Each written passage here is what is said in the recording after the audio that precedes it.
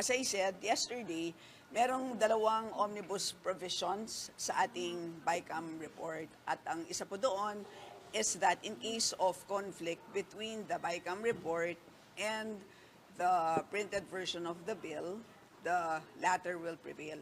Which happened in this case kasi yung BICAM report merong blanks and then yung printed bill ay merong figures. So in that case ay yung printed bill ang nag-prevail ayon sa omnibus provision.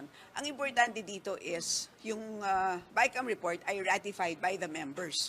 So ibig sabihin ay recognize ng members na may posibilidad na magkaroon ng corrections. Pero ang first omnibus provision has to do with the nature of the corrections. Ang sabi dun sa first omnibus provision, typographical errors as well as adjustments as a consequence of the amendments. So doon po sa adjustment,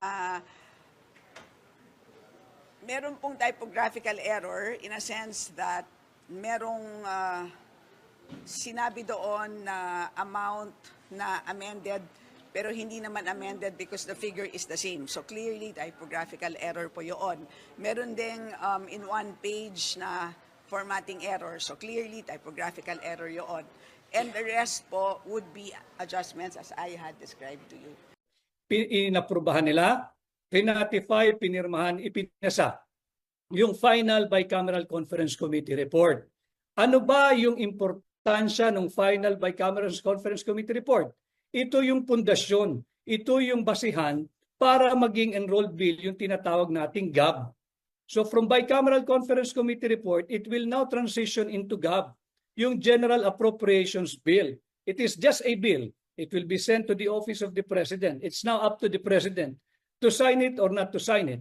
If he signs it, then it will become, the GAB will transition into GAA, yung General Appropriations Act. Batas na siya. Kung hindi niya pipirmahan, GAB uli yun. Ang problema nga natin, punong-puno ng blanco, itong Bicameral Conference Committee report. And, I'm not in the business of arguing, but just to straighten the record sa sinasabing ito'y politika, nagsisinungaling yung nagsasalitang yan. I agree, there is an omnibus motion.